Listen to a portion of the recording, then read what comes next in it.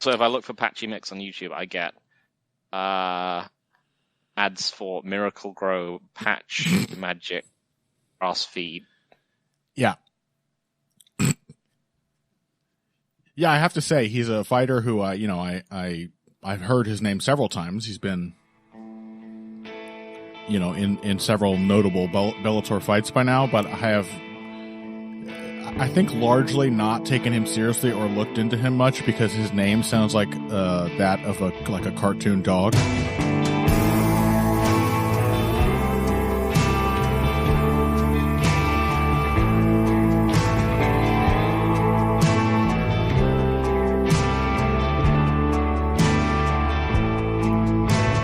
Hello, folks, and welcome to another edition of Heavy Hands. I am your host, Connor Rebush. With me, as always, is Phil McKenzie. You are deliberately just picking shorter monosyllables.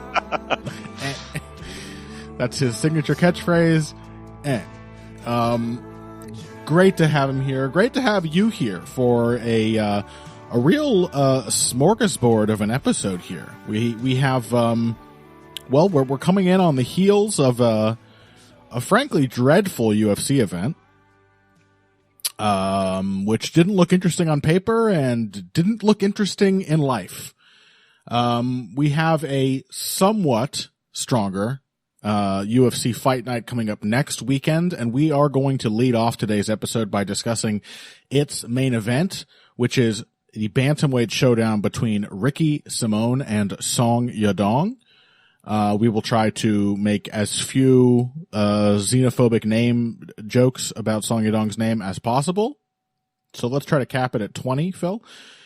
And then we've got a bunch of other shit going on in the combat sports world. Patchy Mix, a fighter whose name definitely made me take notice of him the moment I heard it, and not just after this weekend, won the Bellator Bantamweight Grand Prix with a stunning step-up knee KO very quickly into the first round against Raufeon Stotts. A KO which appears to be a bit of a recurring theme recently. We had two just real casual non-flying knee knockouts at the preceding week's UFC event before Blades Pavlovich. And now we got another one. And that also gave me a chance, nay, an imperative, to go back and watch Patchy Mix's other Bellator Bantamweight Grand Prix fights and finally get a read on him as a fighter now that he has announced himself as a serious contender, a serious top-flight competitor in the Bantamweight division. We also had a bit of a boxing super fight, Gervonta Davis versus Ryan Garcia. Neither man embarrassed themselves at all in the pre-fight press conference. They certainly don't both seem extremely annoying interpersonally.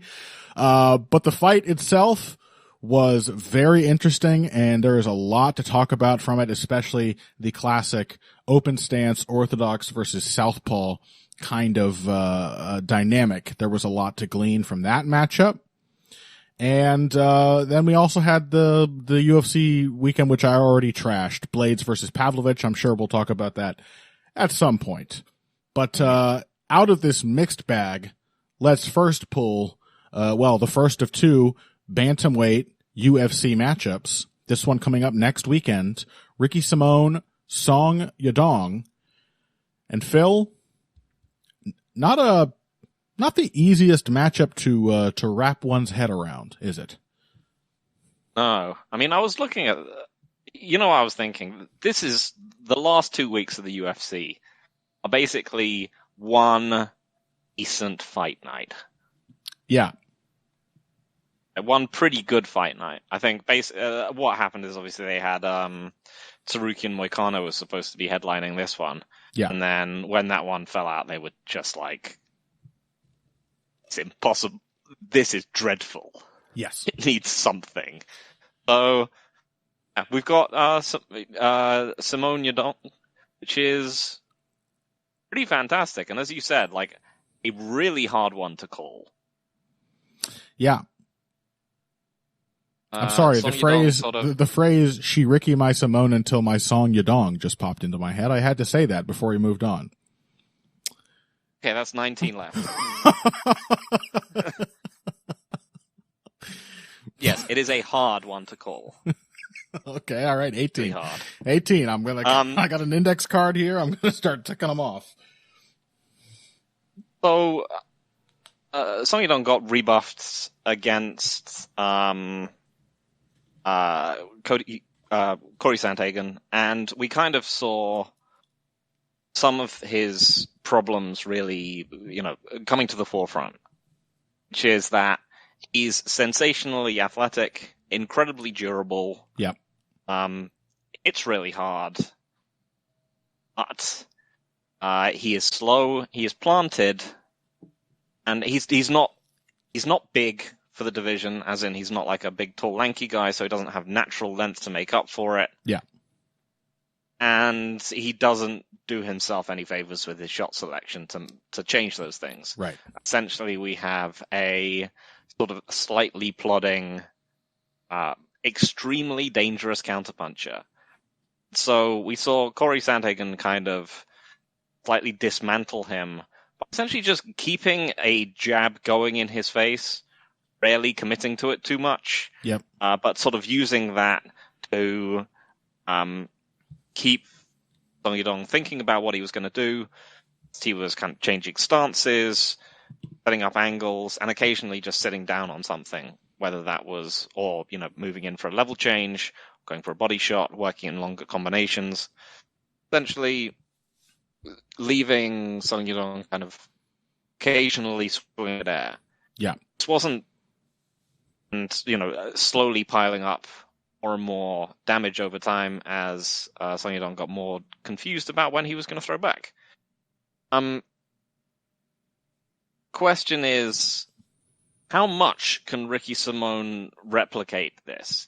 How much can Ricky Simone replicate things like back foot movement heavy performance, working off his jab, keeping a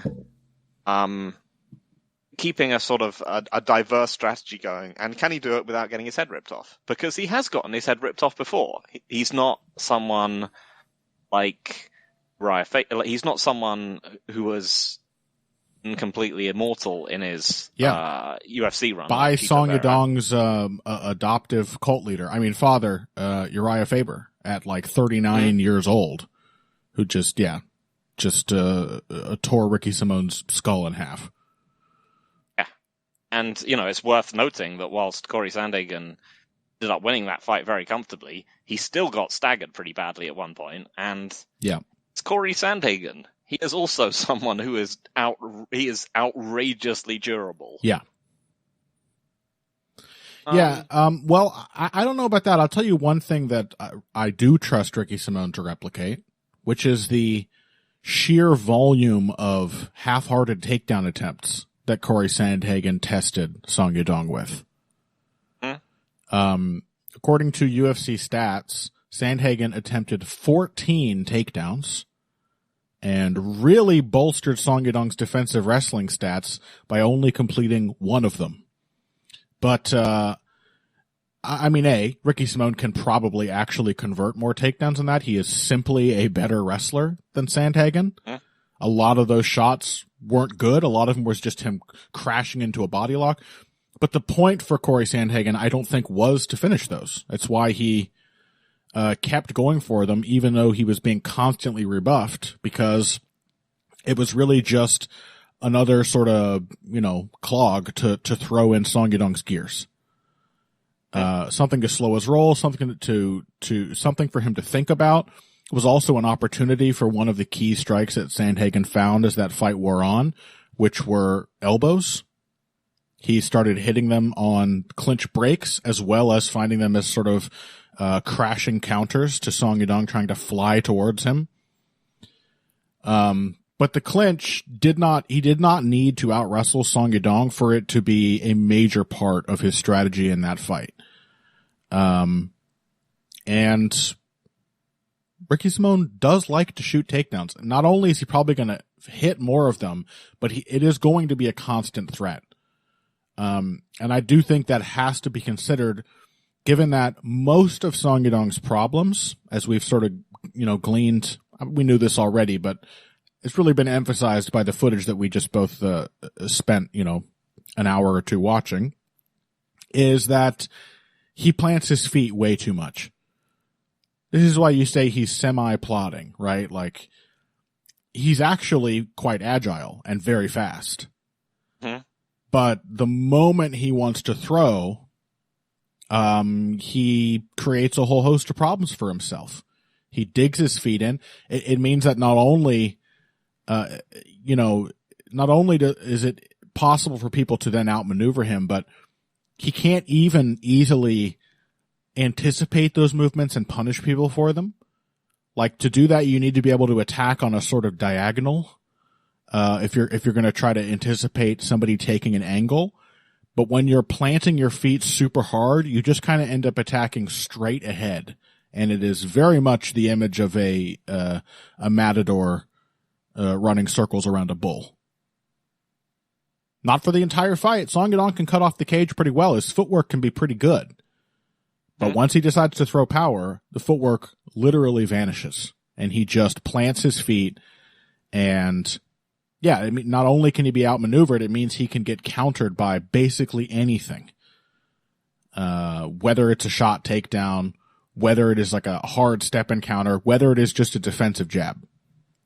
He is fully on offense mode. He becomes very single-minded and single-directional when he's throwing his punches.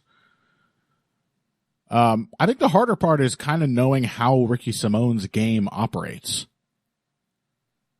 Because I mean, I think in terms of the path of these two fighters, I think Simone is probably certainly the more encouraging one at the moment. I mean, I think really the dynamic at the current time is that Song Yadong really seems like he's a bit of an IQ test. Yeah, at this stage seems to have plateaued. And the question is, can Simone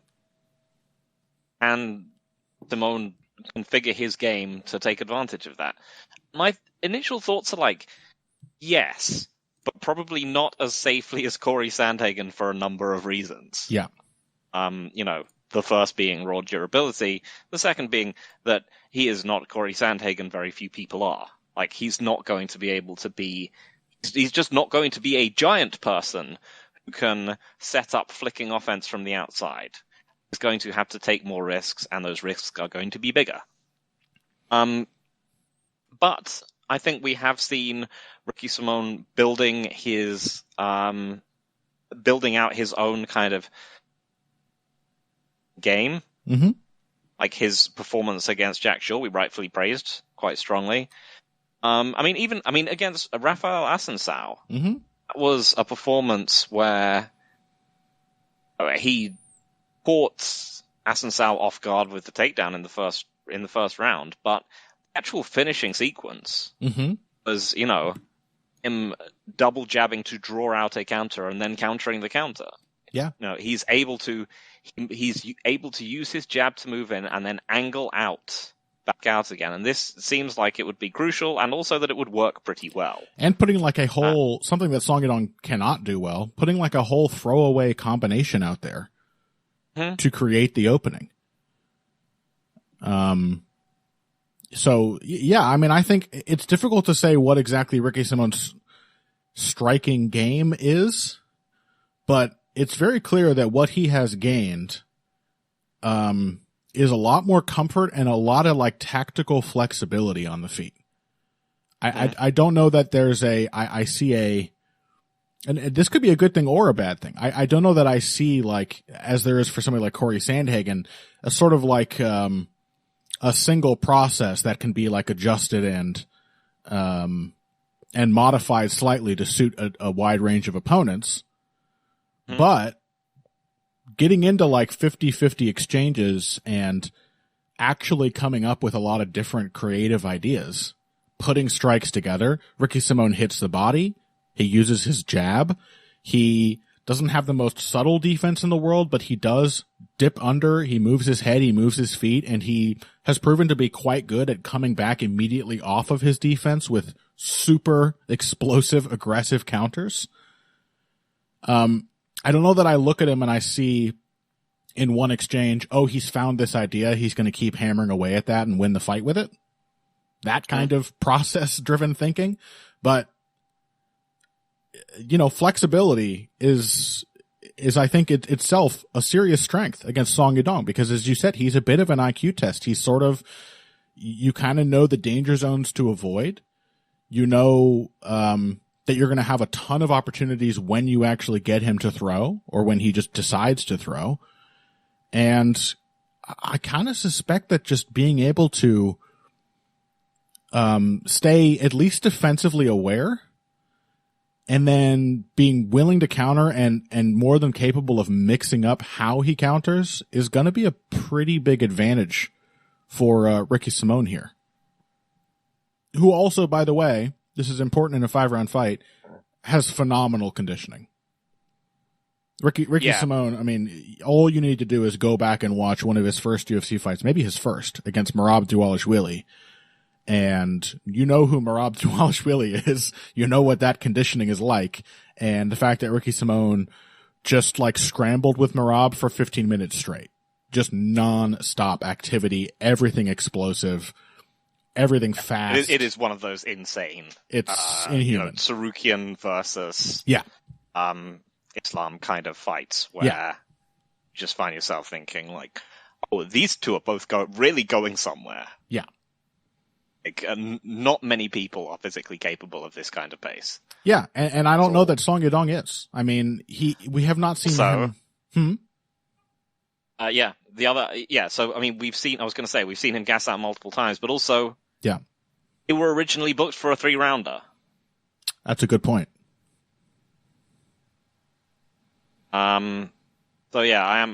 We've seen him, as I said, gas out multiple times at 3-rounders.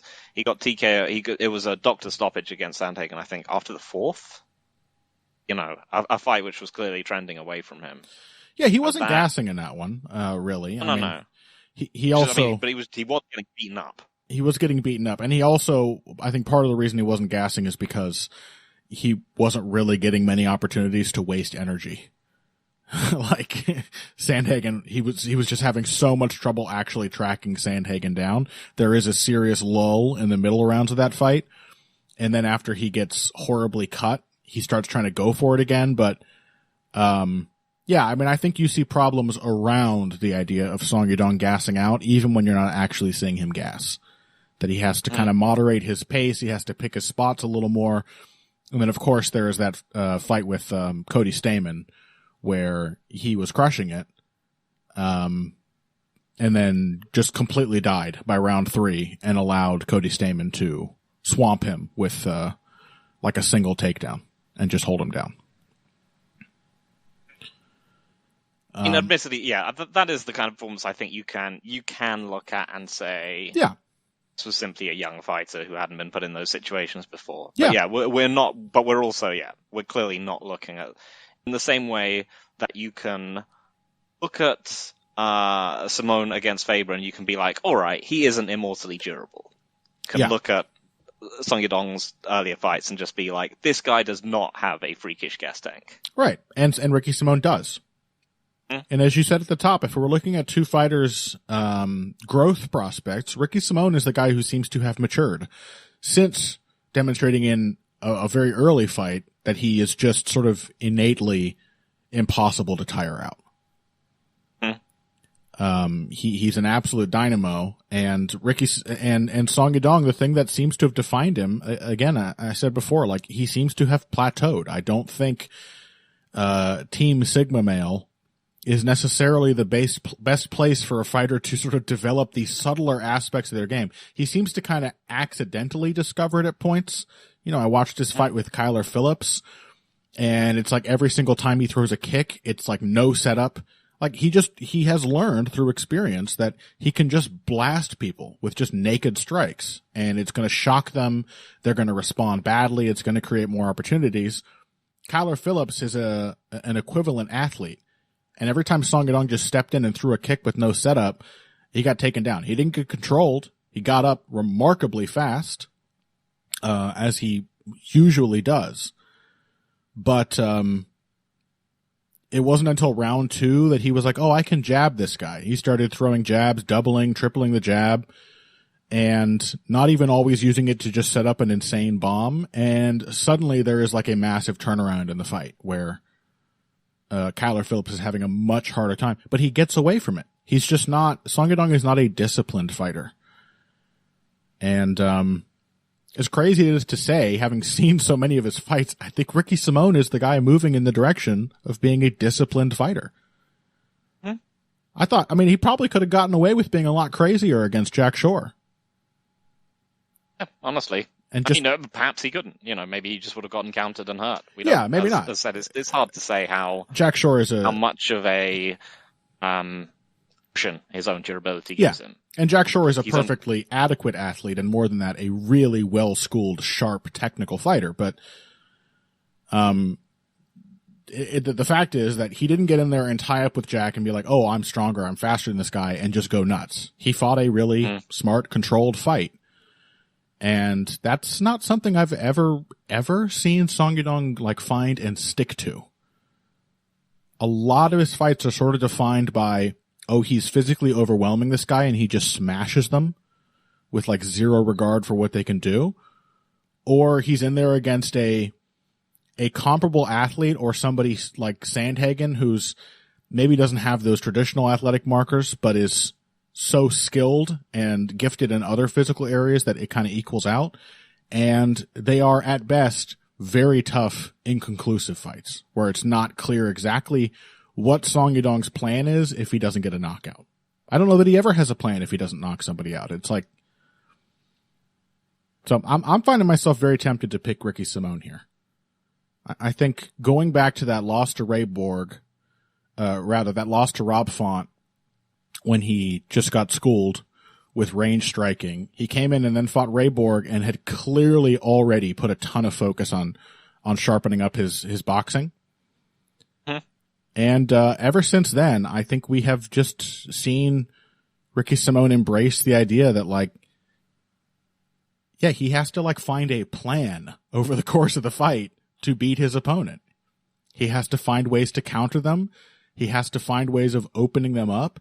He has to be prepared for their offensive ideas and not just go toe to toe the entire time. And I think that with his innate physicality and his wrestling game, I mean, we talked earlier when we were prepping about how Ricky Simón is not always a control wrestler, but he can be, and I think Ricky Simón has demonstrated more than Song Yadong that he is capable of adjusting to the needs of his opponent.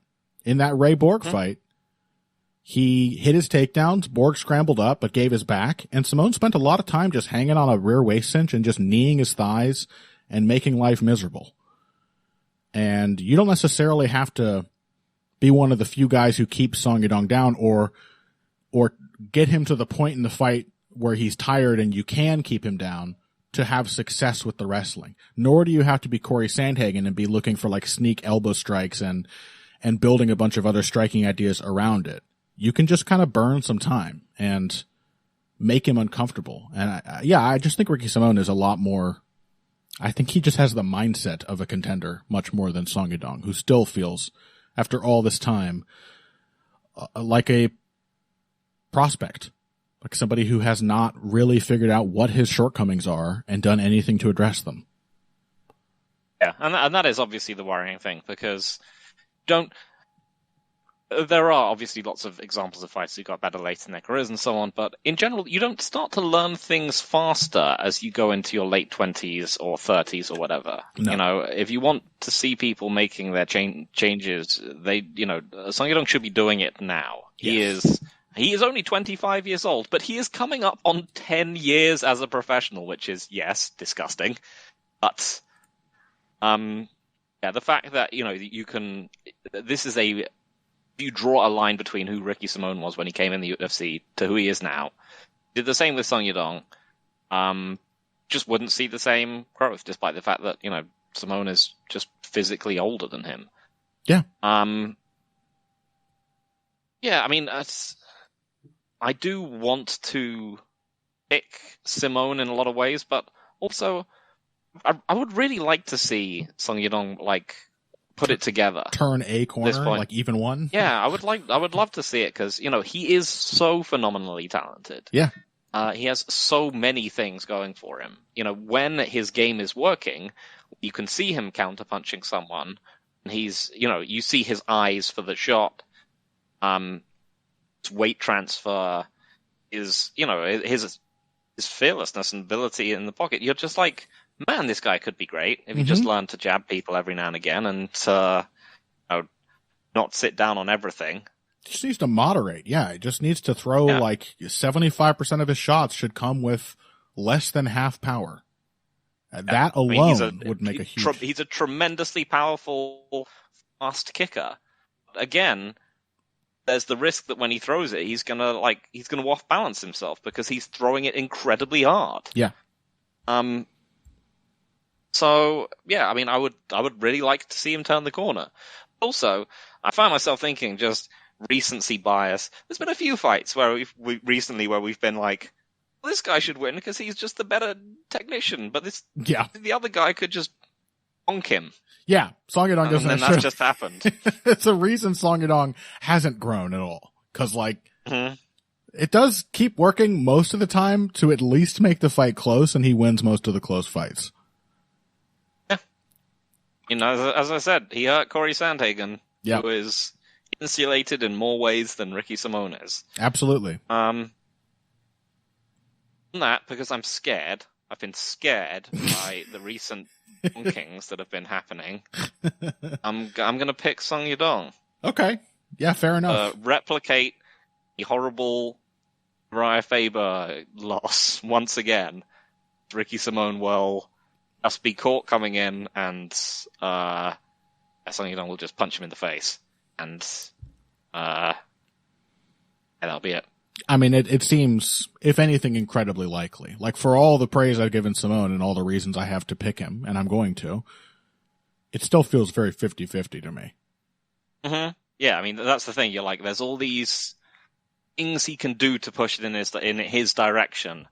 He is not fundamentally the kind of fighter you expect to be able to insulate himself. Right. He doesn't have a reach advantage.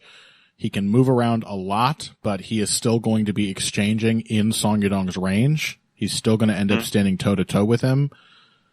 And yeah, like everybody Ricky Simone fights hits him super clean at least once. Usually more than once. So yeah, I think a Song Yadong pick is perfectly justified. I, however, have not been corrupted by Sergey Pavlovich becoming the new heavyweight contender. I'm going to stick with Dricus du Plessis, who is now in title elimination territory. Yeah, real pushback against the sort of the new generation of incredibly insightful, adaptive fighters. We got Corey Sandhagen out there. We got Islam Makhachev and Alexander Volkanovski. And you know what? No, the brutes will still have their day. And the brutes. I mean, but it does also go to show you just the way the gulf continues to widen between the good and bad divisions. Yeah, honestly, no kidding. I'm honestly genuinely surprised at how bad like the big divisions still are, and how the smaller ones just tend to get better and better, even in the outside the UFC as well as inside it. Yeah, across the board. Yeah, all the good fighters are, and a part of it too is that like all the guys who used to be big are now cutting so much weight that they're now in the smaller divisions.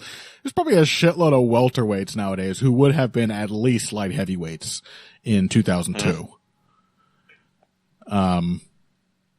Yeah, it's all the talent, all the thought, is down in divisions like bantamweight, but that's why I'm picking Ricky Simone, the more thoughtful fighter, to win this bantamweight fight. Okay, let's take a break. When we come back, again, we've got Patchy Mix versus Raufeon Stotts and the rest of the Bellator Bantamweight Grand Prix bracket. We've got Gervonta Davis versus Ryan Garcia. And, we got Pavlovich Blades, too, after this. Hey, everybody. Thanks for listening to this week's Heavy Hands. If you like what you hear, please consider pledging to support the podcast on Patreon. Patreon is basically continuous crowdfunding. You sign up to contribute a certain amount per month to help us with production costs and the like, and in return you get rewards ranging from a mention on the Heavy Hands website to a question or topic of your choice being discussed on the show. We have a lot more in the works to reward you for your help, and we appreciate every contribution. No amount is too small. Just head over to patreon.com and find how you can help out, the only show dedicated to the finer points of face punching. Now let's get back to it. Welcome back to Heavy Hands. We are first going to touch on the boxing event from the weekend. I say event. There's no such thing as a boxing event, Phil. There's fights. I mean, there were some okay fights in here. My boy Gabe Rosado had a fight rematching the dude that he scored a knockout of the year over and could not replicate.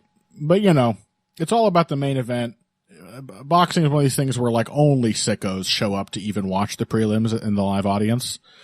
Everyone else just sort of hangs around the concessions or, like, goes to a strip club and then shows up 10 minutes before the main event to watch Gervonta Davis versus Ryan Garcia.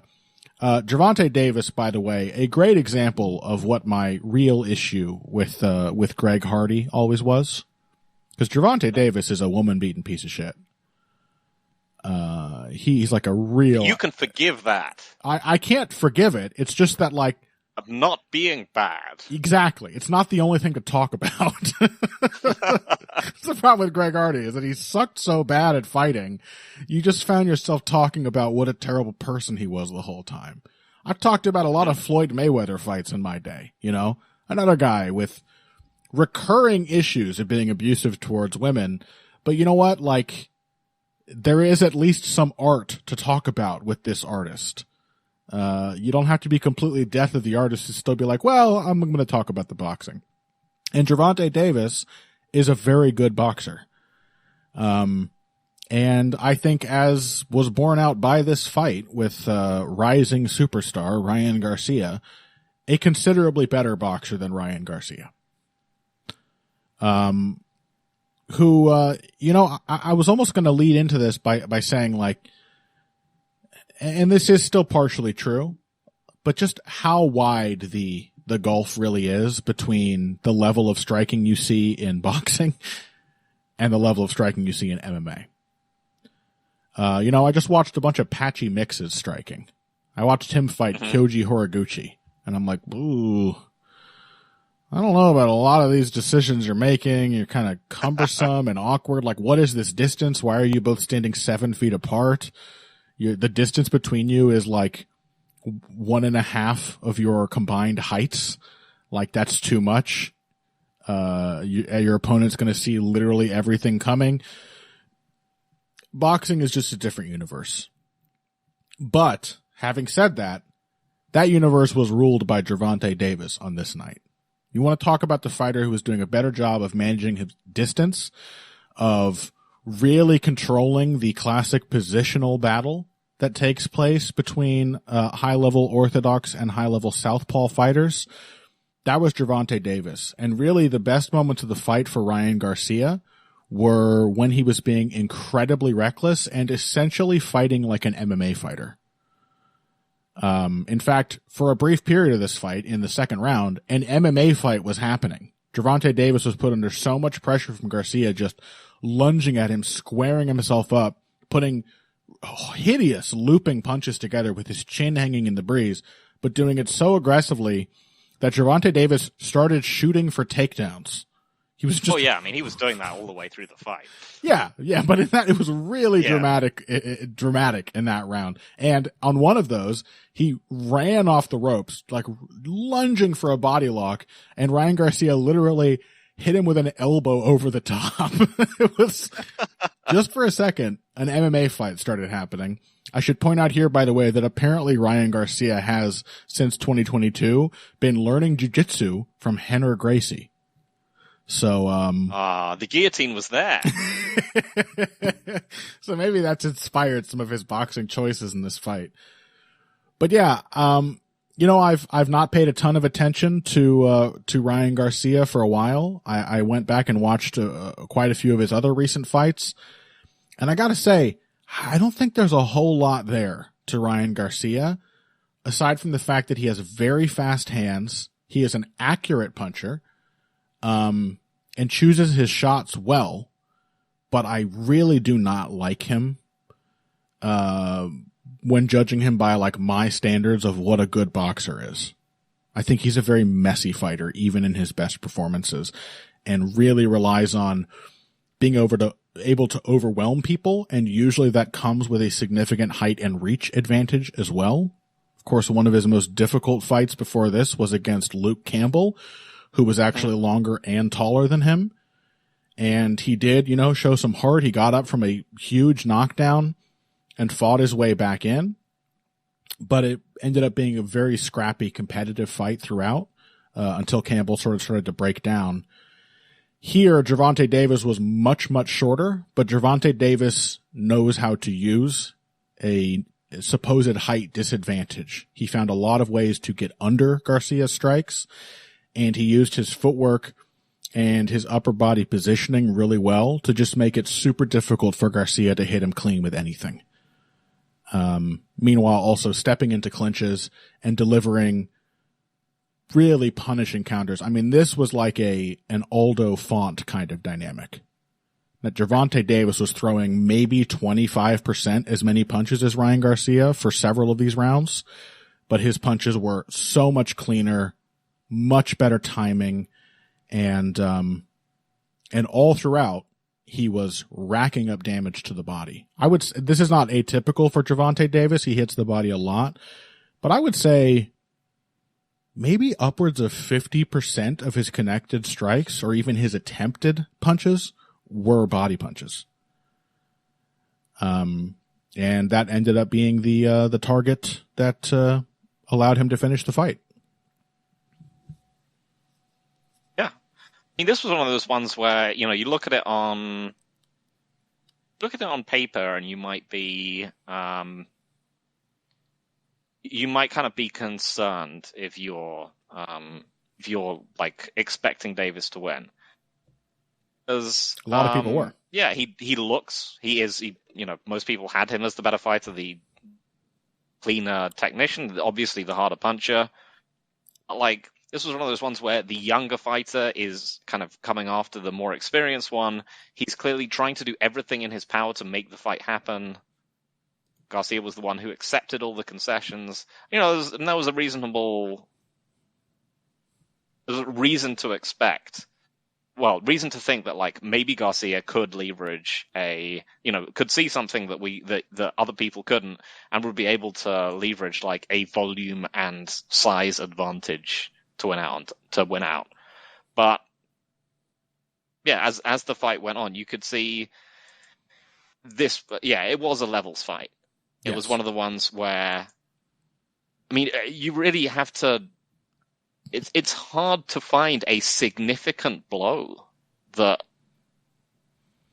Garcia actually landed. Yeah, there's like he finds a nice clean, well, not even clean, but an impactful right hand in, I think, round 5. He lands a couple of sort of cuffing uppercuts as he's like sort of crashing into Davis. And there are, a handful of clean jabs. His jab really came and went in this fight. Mm-hmm. When he was using it, he was doing much better. I mean, he fought both guys feeling each other out, a very considered first round, very measured first round, and, arguably won it. I mean, it's a first round of boxing. Nothing happens. He's just doing very little. Yeah, but he is trying Garcia to. Garcia isn't landing much, but yeah, Davis does almost nothing in the first round. Right, exactly. It may as well, it's boxing. It may as well be a draw first round. They're not in there to win that round. That round is to gather information. But he's using his jab, and then he kind of just forgets about it in round 2. Garcia, of course, famously has a very powerful left hook. And Yeah, I mean, this is a good time to talk about one of my hobby horses, which is the left hook as a particular anti-southpaw punch. The reasons for that is that it is a subtle and sneaky way to catch the southpaw from a blind angle. Nothing is subtle or sneaky when you lead with it 8 times in a row, which is what Ryan Garcia started doing. He just started stepping in and just trying to bomb Davis. And not only, was Davis just able to duck these with ease, and then Garcia, because he was so offensively focused, was like, all he could think was, okay, even if that misses, I'm going to then start wailing uppercuts at him because he's ducking under the hook. But not only was it just predictable and easy to avoid, it put him in really bad positions given the open stance fight that he was engaged in. Because there is a thing you can do. I always push back when people talk about, oh, you have to get your foot outside. That's the only way to fight a southpaw and vice versa. And there's all kinds of good work you can do from the inside angle. But the inside angle is not the same as just having your foot inside the opponent's lead foot. The inside angle means you're pointed at their center line. Your jab is bisecting their body right down the middle. And that means you don't just step past the lead foot, you actually get your body around it. And you sort of penetrate their stance. That is the positional battle in boxing. And this is why the jab is so important, because the jab is the initiative seizing punch. It is the quick shot that follows the line of your lead foot. And so the moment you get around your opponent's lead foot, you have therefore gotten around their shoulder and their lead hand. You have therefore lined up your lead hand with their open center, and you can stab them as they are trying to reset to take that little angle away. In just wailing left hooks and missing them, Garcia was stepping in and way over rotating so that he was literally feeding the strong outside angle to Gervonta Davis, like giving him a full profile view of the side of his jaw. And this is essentially the angle he put himself on when Davis scored the first knockdown of the fight. Stepped in with the left hook, got ducked, and it's just in a horribly compromised position when Davis pops back up from the head movement and cracks him with a left hook that he absolutely could not see coming because he wasn't even positioned to see it. Couldn't even see a punch coming from the open side of an open stance matchup because he had put himself in such a terrible position. And then he basically, as I think Steve Farhood said on the DAZN, God, I hate that. I will never call it DAZN. The DAZN, I hate this DAZN, fucking name. Yeah. Corporations can take many things away from us. They're not going to take how it's just the worst. Things are pronounced. Oh my God. And it's like a German guy too, isn't it? Who like started the company. It's like, that is the most embarrassingly European name for something ever. DAZN. It's like the name of a Berlin burger restaurant. American style food in DAZN. Ugh. I was thinking it was going to be like a German techno club. Come to the DAZN, yeah. We are going to DAZN this weekend. It's going to be lit. Yeah, that's. But anyway, the expression Steve Farhood used was that after that knockdown, Ryan Garcia spent the next 3 rounds with his hands in his pockets. And in the meantime, Davis was just dominating the footwork battle. He was just finding all kinds of little subtle moves to outposition Garcia, who really just, his offensive output just plummeted. Credit to Joe Goosen, Garcia's trainer. He told him he wanted him to create more of a threat with the right hand, actually start chasing that classic anti-southpaw weapon. And he told him he needed to see his goddamn jab, and it did reemerge at points. Both the straight right hand, taking advantage of the reach, taking advantage of the positioning, and the jab to actually keep Davis from just easily outpositioning him, to keep him under threat when they were at Garcia's range. He did work himself back into the fight a bit in rounds 5 and 6. It became a lot more competitive. And he actually landed a few clean shots, and Davis had to make some adjustments, and then Davis just absolutely ended him with a really sneaky body shot thrown in the most classic way. The liver shot thrown as the opponent is extending their torso to throw their own right hand. Which I think is a big part of why it was an accurate punch. It was also just thrown at the perfect time that Garcia literally could not brace himself or do anything to take any of the steam off that punch. He was literally stretching out the right side of his rib cage, throwing a right hand as the shot just cracked him perfectly on the liver. And that was that. The funny thing is the commentators were very confused about what was happening, but I saw that something was wrong before Garcia took the knee. Something in his body language changed. He became very jerky and like in an animal instinct kind of way, a very defensive body language. And Davis felt it too because he hit him and it didn't matter how hard the shot looked. Garcia took a step back, and you can see it in the replays. Davis takes one look at him and says something. He's like, "Oh, you're hurt." He sensed it immediately. Can we talk about the other story that has come out of this fight? It's not related to the technique or the game plan or anything, but I found it very puzzling. The did he quit thing? No, that's anyone who says that doesn't know what the fuck they're talking about. I mean, like. I don't know. I thought Sergio Mora had a good take on that. He and Dan Hardy were talking about the experience of taking a liver shot, and he had a compromised position. He was like, I mean, yes, he quit in a sense. Could he have gotten up? Perhaps, but this was a kind of adversity he'd never dealt with. He's used to either crushing people and dominating them, or like barnstorming back and paying them back immediately for hurting him. And here he had just been positionally beaten and broken down and hit to the body dozens of times. And so he just didn't know what to do. And so maybe he could have stood up, but he probably would have gotten finished. I was like, yeah, that sounds about right. Anybody who calls somebody a quitter for getting hit in the liver needs to get hit in the liver right now and find out what that feels like. And find out what it feels like on the heels of a difficult fight where you're already losing, and you're getting tired. It is a horrible, horrible feeling, and it is partly psychological. Your ability to come back from it. It is also very much a physical sensation that cannot always be recovered from. Anyway, no, the really puzzling thing to me was that after the fight, Davis in the post-fight presser was saying, he said something implying that he heard, from a sparring partner of Garcia's that he'd been dropped with a body shot in sparring in camp. He's like, he thinks I don't know, but I know. And then Ryan Garcia was like, oh, I guess I had a mole in my camp, yada, yada, yada.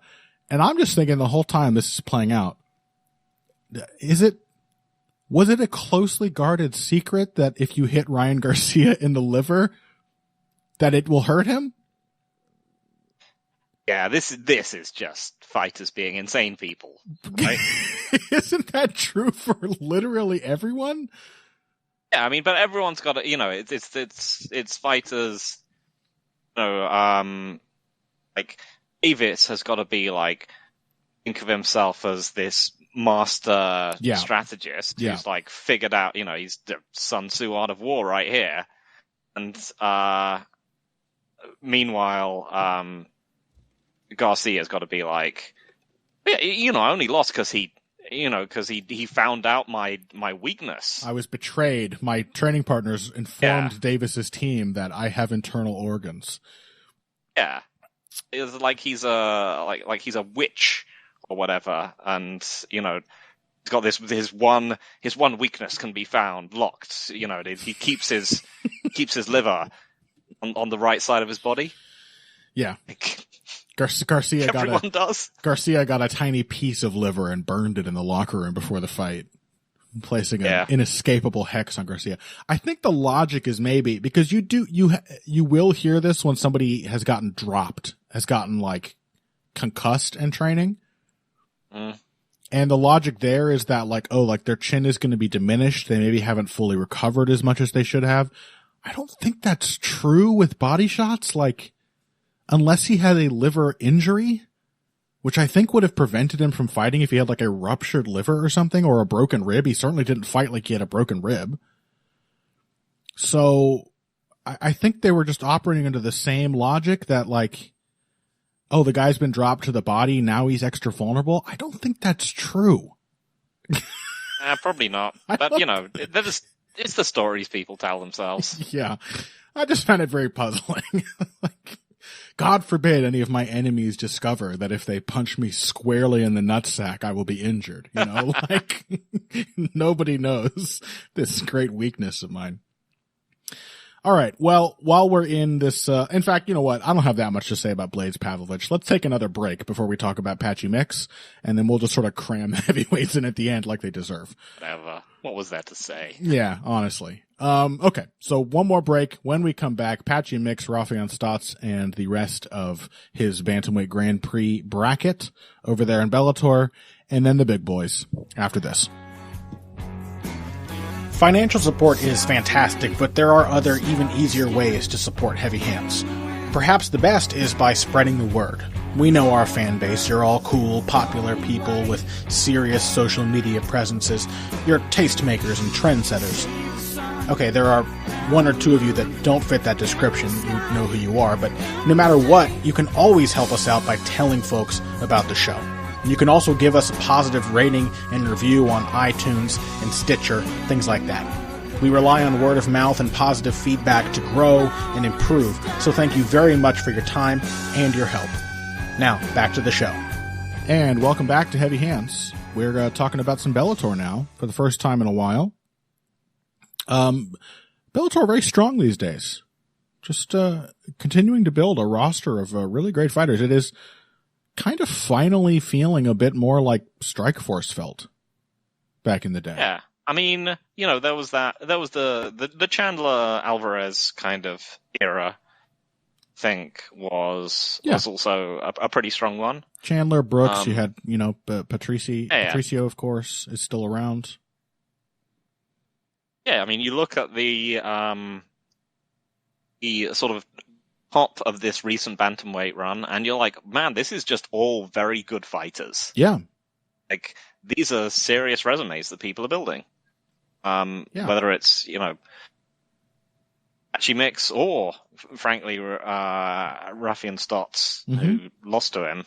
But, I mean, these are, you know, Juan Arculeta, Magomed Magomedov, like, these are obviously Kyoji Horiguchi. These are damn good fighters. Yeah, Sergio Pettis is in the mix. He is still technically the is it still, do you still call someone the undisputed champion when there is literally another champion in the division disputing their claim to that title? I don't know. What's the George Carlin bit? If it's undisputed, then what's everyone fighting about? Yeah. But a very strong bantamweight roster. I mean, it's impressive to have such a strong lineup in, inarguably the best weight class in all of MMA. And it's just a shame about Big John. Yeah, I do watch them on mute. I'm gonna lie. As much as I love Morrow, Mike Goldberg. It was Morrow for this one though, I think. Oh yes. Or maybe I've heard Morrow was doing the other Mix's other Grand Prix fights, and maybe this one. Well, as I said, I typically have them on mute, so I couldn't tell you. I actually hate watching fights on mute. That is the real shame. I like to hear the sounds of the strikes. I like the crowd noise. You know, I like to hear the corner advice, and even when it's not great, I enjoy commentary. But man, there is something just especially bad about Big John's commentary. It is very difficult to even explain in words. Anyway, Patchy Mix with the third in not quite as many weeks. High profile step up knee KOs against Rafael Stotts. Just a very simple walk in, feint with a punch, and just lift the knee. And I said it the week before last or last week, I just love those strikes. Like, the knee is such an unsubtle strike for most MMA fighters. You're either grabbing as hard as you can into the back of somebody's head and like just screaming into their ear practically that you're about to try to yank them into a knee, or you are literally leaping through the air trying to stun the wrong reaction out of them. And I just love when it's just thrown like an uppercut. Just, at the risk of copyright infringement, bink. Bink is the word that comes to mind. But yeah, what do you make of Patchy Mix? I mean, I also watched his fight with Horiguchi. A bit inconclusive, not super impressive. I found his fight with Magomedov a lot more convincing. But the guy has undeniably built an incredibly strong resume in Bellator's bantamweight division. Yeah, I mean, I'm trying to think who he reminds me of, but he really is like to me, he is a tall man counter striker. Mm-hmm. It's really what makes him work. I think his fight against Juan Arculeta definitely gave me like somewhat John Jones vibes, in that when he's fighting someone who's much shorter than him and or someone that he can draw onto his shots, he's fairly happy. This is, the KO that he landed here was a classic. Yeah. That is a classic tall man strike. Yep. Dan Hooker style. Yep. Or Cowboy Cerrone for that matter. Yep. Other than that, maybe not the best defensively, but he's just like, he's a huge bantamweight. He's got a good eye for coming, and he's pretty diverse. Yes, and he's also like fairly well rounded. I mean, that was one of the interesting things about this fight, and a bit of a shame why it didn't go longer, is that like both of these guys are very well-rounded fighters. I mean, Mix is predominantly a grappler. Mm-hmm. This is, I think, it's got to be one of the few KOs he's gotten against good competition. He is usually backpacking people or submitting them. Mm-hmm. Or both. Yeah, I mean, weirdly enough, the same thing is true of Stotts, right? When he fought Arculeta. Yeah. That he also, has been primarily a grappler. Then he landed, it was one of those head kicks, but it's a knee. Right. Very kind of similar process and outcome. Yeah. I think John Jones is not a bad comparison for Patchy Mix. Obviously, in so many ways, better because he's not a light heavyweight or heavyweight. But one thing that really did impress me about Mix in this Grand Prix, is that he's a rangy striker. He likes to throw lots of weird kicks. I mean, I'm not super fond of some of the weird kicks he likes to throw. He throws far too many hook kicks, in my opinion. Which is, sometimes it works. 98% of the time, it doesn't even come close, and it puts you out of position. Generally, about as useful as an axe kick, I think. But, he does, I think, have some growing ability to use his hands, use his reach as a boxer. He's developing a pretty nice jab, and he has, for a long time, his go-to counter shot is the counter right hook. Which I think now that you've mentioned him, he does have like some real similarities with Dan Hooker. Yeah. I think now that you mention it, because it's that kind of slightly Orman-esque striking style that he's building, right? Yeah. He's just got his hands up, and they're close to the opponent. His hands are kind of close to the opponent, and he can just reach out and throw a very short jab or a very Yeah. short right hand, and because he's huge, it will be pretty hard, and it will be very quick. Yeah, a bit of a long range smotherer. Just sort of choking up your offense with hand traffic, hand fighting from a range where you can't touch him.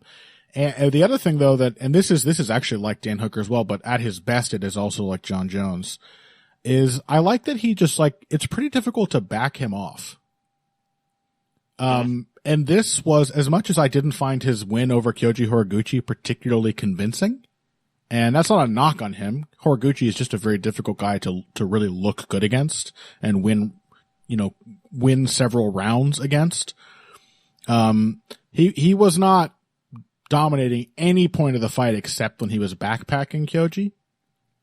But Kyoji also didn't get a ton done, not nearly as much as you might have expected given the obvious speed and power advantages he had, simply because 75% of the time that he stepped in to throw a bomb, Mix just didn't do what every other MMA fighter does and just start trying to run away. He just, like Dan Hooker, he just sort of tucked his chin, presented his forehead, and let Kyoji overswing right over his head. This happened a lot. And it not only made it very difficult for Kyoji to use his usual explosive leaping striking with the usual effect, it also gave him an avenue into the clinch and into the back takes and the takedowns. So I really like that about Mix, that he's using his reach, he's pressuring, looking to force the opponent to make a big commitment so that he can counter them. And because he wants to counter them, whether it's by stepping in and grabbing them or hitting them with a shot, he just doesn't willingly give ground unless you really, really make him. And I think this is a thing a lot of MMA fighters have yet to really discover, that a huge part of effective pressure fighting, of effective cage, generalship and control is just wanting to stand your ground. Sometimes you want somebody to back up. All you have to do is just walk at them. You don't have to hit them. You don't have to hurt them to earn their respect. You just have to demand respect by not overreacting to all the stuff that they're doing. And I like that about Mix. Again, he's a very stolid, he just feels very difficult to put off as a pressure fighter. Yeah. That Archuleta fight, I think, that was certainly a growing pains fight, I think, in terms of him realizing that making that game work moving forwards was a lot harder than he thought it was. Yeah. But you can see the improvements in the Horiguchi fight. Mm-hmm. But yeah, I mean, he's, as I said, that is a genuinely very, very good resume he's building. Absolutely.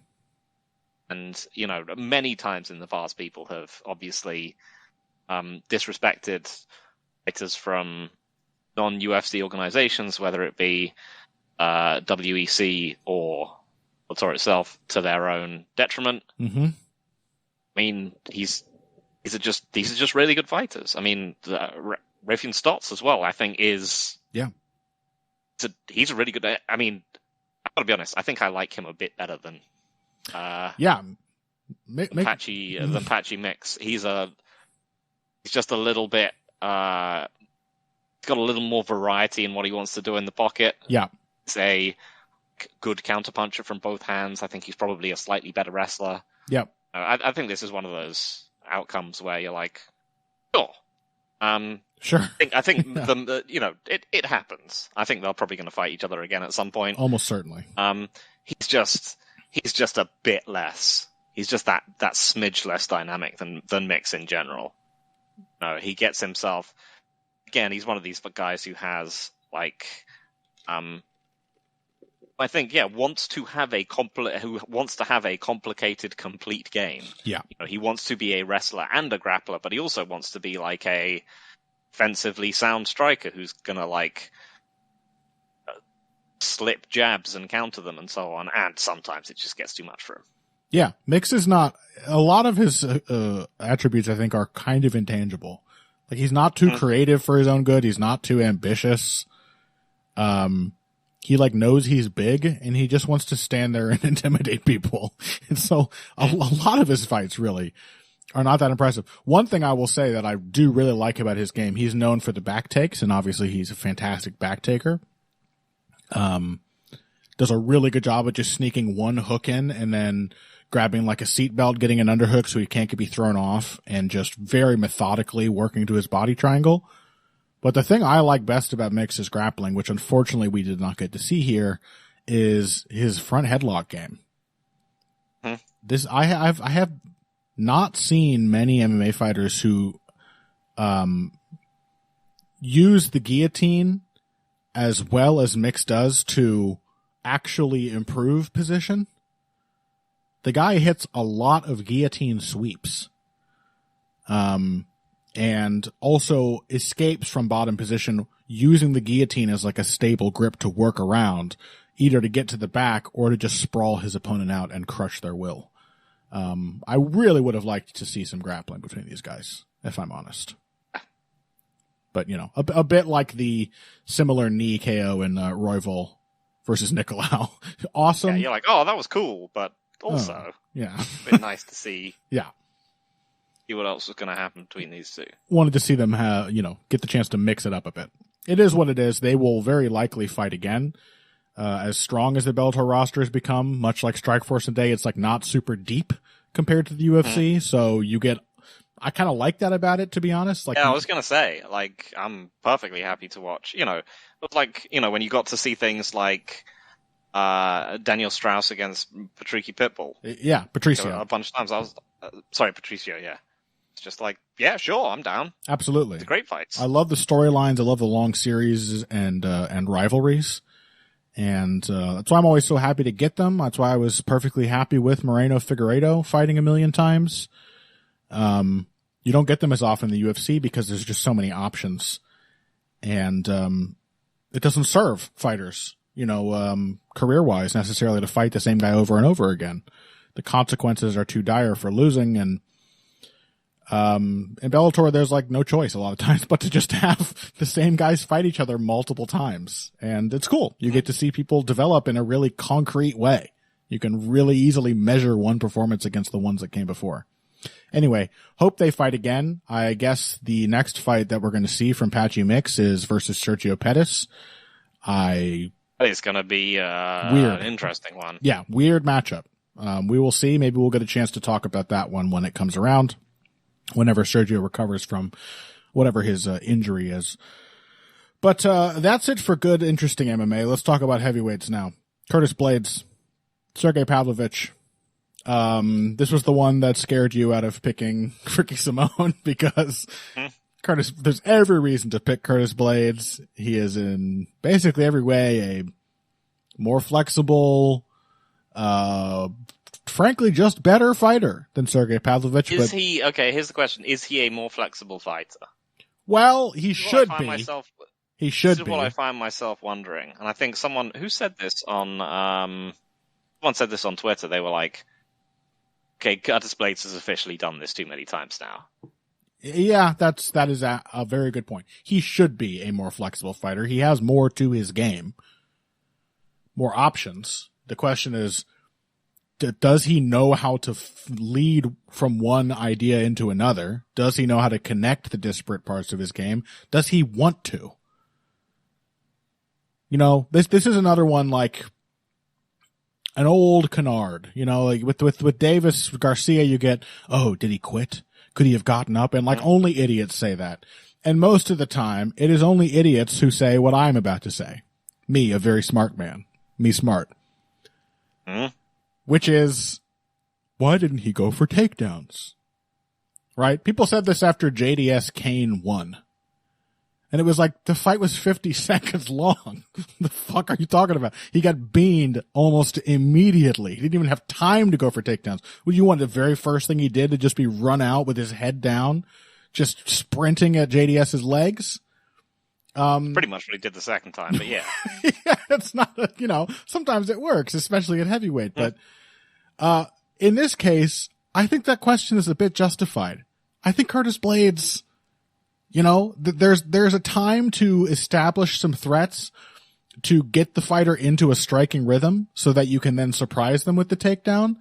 And there's a point at which you're just striking now and you're not even thinking of the takedown. And I think Curtis Blaydes got very quickly into that territory where he just wanted the box. I mean, admittedly, there is it was particularly with Blaydes now, you can just be, you can have a damned if you do, damned if you don't kind of conversation, because you can be like, well, I fought Derek Lewis, and I'm tuning him up on the feet. Why did he shoot for that stupid takedown that got him knocked out? And then this one, you're like, why were you on the striking the whole time? Yeah, you're absolutely right. But I think it is still true that Curtis Blaydes is looking like a bit like what we were worried the issue with Usman is, which is that his striking and grappling have become very disconnected. Exactly. And neither of these fights were there like level change threats. Right. He throwing dipping jabs. Was he? I mean, surprising he wasn't low kicking a man who is built like Rue like a from Despicable Me. Just spindly legs and a giant like Gru on steroids. Just spindly legs, giant muscular ball on top. Looking like one of those lemon piglets with toothpicks for legs. Yeah. Mm-hmm. He like low kicked this guy like once or twice, and then was like, no, more will I low kick. The thing is Curtis Blaydes' boxing has, like Kamaru Usman, it has gotten so much better. Mm-hmm. It was looking pretty good here, to be honest. Like, he's sticking his jab out there. He's finding angles off of it. He was countering. Like, it was still obviously the entire time not what he should have been doing as a plan A. But you can kind of understand, like, why he's in there boxing with people. He is, in many ways, a better boxer than either Sergey Pavlovich or Derek Lewis. Certainly. He's certainly better than Derek Lewis. I mean, Pavlovich has some tricks. Yes. Is the thing. Some of them are just like, his trick is like looking like he is a ball man, but also that he has long arms that kind of unfurl from the ball. Yeah. But also, the fact that he's got like a pretty tricky jab. Yeah. That was, I think, what really kind of finished the fight. It's that he really steps on his jab. Yeah. He doesn't necessarily look like he is. It's got a lot of power behind it. And, as we've said before, he's quite accurate. Mm-hmm. Curtis Blaydes, whilst he's improved a lot, is not, those improvements aren't particularly defensive in nature. No, certainly not. Oh yeah, I mean, he's got some tricks to it, but mostly it's long arms, and he seems to have a very good chin. Yeah. Yeah, I mean, I think the thing is that I don't know whether it's like whether with Curtis Blaydes you're just like, this man famously destroyed his knees, and he's a welterweight. Ian Velasquez obviously destroyed his knees. There's a reason why heavyweight wrestlers don't do it for that long. Mm-hmm. And it may simply be that Blaydes is getting out of the habit of changing levels because he really doesn't like it. Yeah, because it's messing him up in practice, and heavyweights weren't meant to wrestle that much. Yeah, who wants to squat 280 pounds? 20 times around. Even if you're not going ass to grass. I think he might just be conditioning himself out of it, and I think due to the fact that he got scared off by, I think the Lewis KO kind of scared him off further. Mm-hmm. But I think you're absolutely right that is the common thread between this fight and the Derek Lewis one, as different as they look, because in the Lewis one he was absolutely schooling Derek Lewis with his at the time, a boxing and kickboxing game that was more awkward and stiff than this one. Again, he has improved that aspect of his game, but in both cases, there was no bridge into the wrestling from the boxing. There was no body jab. There was no slip jab. There were no level change feints. It was just like against Derek Lewis, Derek just allowed him to win the striking until he went for what was a very telegraphed takedown, which is the only thing he was waiting for the entire time. And against Pavlovich, there was no way to get to a takedown until he desperately needed one because he was already getting KO'd. At which point the shot was never going to be clean. So, you know, I think that is really the big problem for Curtis Blaydes, is that he has developed a game. This is a tale as old as time in this sport. He has developed one side of his game in such a way that it essentially means he now has two modes rather than one flexible way of fighting. And yeah. Yeah, that is my main, going back to the beginning of our conversation, that's the main thing. You're like, he's a more flexible fighter, and you're like, unfortunately now, he just isn't. Yeah. As far as we can tell, he's just, you know, he shifts gears with a great grinding clank. Yeah. That even Derek Lewis can see coming. Yeah, you are completely right about that. There are more things he is capable of doing well, but Sergey Pavlovich only wants to do one thing. And so his goals are very simple. You know, he gets these exchanges and all he has to do is be like, okay, how many punches from Blaydes do I have to weather before I just run forward mashing the X button? And then he's got, yeah, as you said, a sneaky jab that sort of comes from an odd angle when it doesn't, you know, it's almost like a loaded jab that covers a lot of distance. From his very square position, it's very difficult to tell which hand he's going to fire with. And then he just wangs hooks at people once he connects. And he's also got that really weird right uppercut, which he has now used to good effect against multiple opponents. You know, none of these are great punches, but he's accurate, and he fights like a guy whose chin is as good as his appears to be, because he's perfectly willing to get hit and just keep his eyes on the prize and aim for the target in the middle of a crazy exchange. And that is the one thing that Derek Lewis didn't really have. Yeah. I mean, yeah, so he's sort of in title eliminator territory, and I've got to say, this is one of the most dispiriting eras of like big man MMA I've ever. Jamal Hill is the light heavyweight champion. I know. I mean, honestly, like the DC double champ era was pretty whack. I'm not gonna lie. Yeah. You know, we had like Volkan Oezdemir and DC versus Derek Lewis. So there were a bunch of fights where you were just like, ooh, this is silly. But now it is also, it's pretty bad. It's pretty fucking bleak. The idea that we're going to be waiting for some kind of shakeout between John Jones, who is clearly, you know, whatever happened in the Garn fight, well past his best. Yeah. Stipe Miocic, who is well past his best. And Muscle Grew. Like, I just don't care. Well, that's something to look forward to as we continue on through 2023. For now, I think that is all. And what a wonderful place to finish the episode on. A beautiful grab bag with, you know, different sports, different promotions, and unfortunately different weight classes. There we go. That's it for Heavy Hands this week, folks. Make sure you check us out on Twitter for as long as it exists, at Evil Greg Jackson, at Boxing Bush. That's me. Head over to our Patreon. I think I forgot to upload our bonus episode from last week. Fortunately, Does sound like you. Yeah, that does. Fortunately, it was a recap. I might try to sneak another little bonus thing in for you guys before the month of April is out to make up for that. But if you still have any memory whatsoever of the preceding week's UFC card, which apparently I don't. Who was the main event of that? It was was it Sandhagen?